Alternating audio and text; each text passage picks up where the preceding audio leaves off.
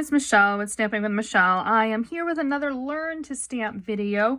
Today I am going to talk to you all about our new blending brushes. These can be found in the January through June catalog. They are sold in sets of 3 for $12. This is what they look like.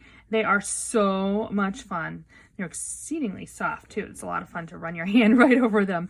But they work really well for blending colors, and that is primarily what I have used, or all of what I have used here. So let's go ahead and get started. I'm going to start with a piece of Whisper white cardstock. I'm using the Hydrangea, the new Hydrangea from Hydrangea Haven. And I am going to ink this up in the Memento black ink. Get that nicely inked up. And we will stamp that right in the center here. Like that. Now I'm going to use the blending brushes to add my color. I am going to bring in a piece of scrap paper. I have found that I like to take my brush and I will pick up my color on my ink pad. Let me bring my ink pad in too for you. So pick up the color, and then I like to kind of rub it onto a piece of scrap paper first. See how that initial burst of color is it's really strong. And so I find if you get rid of that extra color first, you're probably going to be much happier with the results. And then I'm just going to work in a circular fashion. I want a little bit more ink here, I think. I have taken to designating a different brush for color families. So this is my purple brush. Once you're done with it, you can actually rub it on your scrap paper and see how there's actually very little color, even though you can see it is staining here.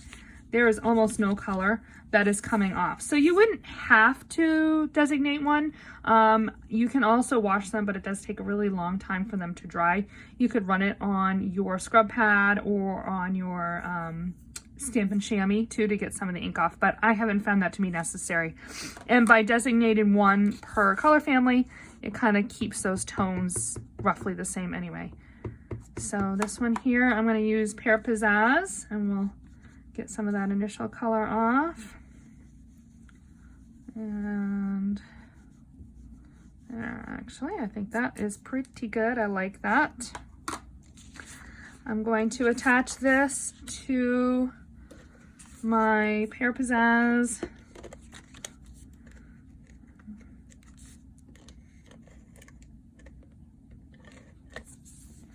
cardstock.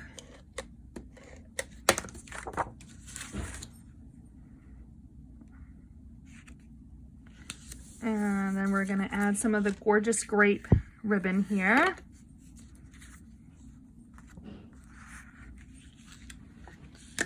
Tie that off into a simple knot.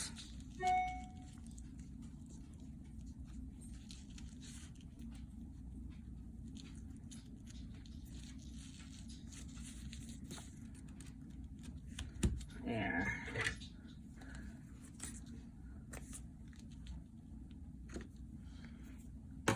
And then attach this to the Highland Heather card.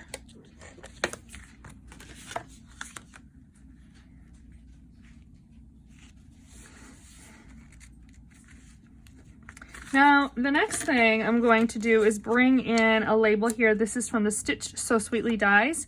I'm going to stamp my sentiment in the Highland Heather. Oops. And I am going to use my blending brush again. And that is how I'm going to add a little bit of color around the edges of my die cut.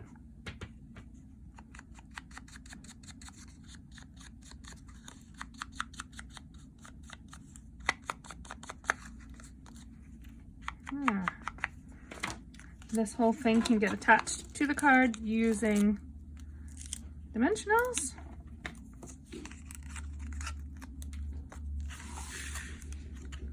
Like that. And we are going to finish it off with some of the pastel pearls. And we'll add these.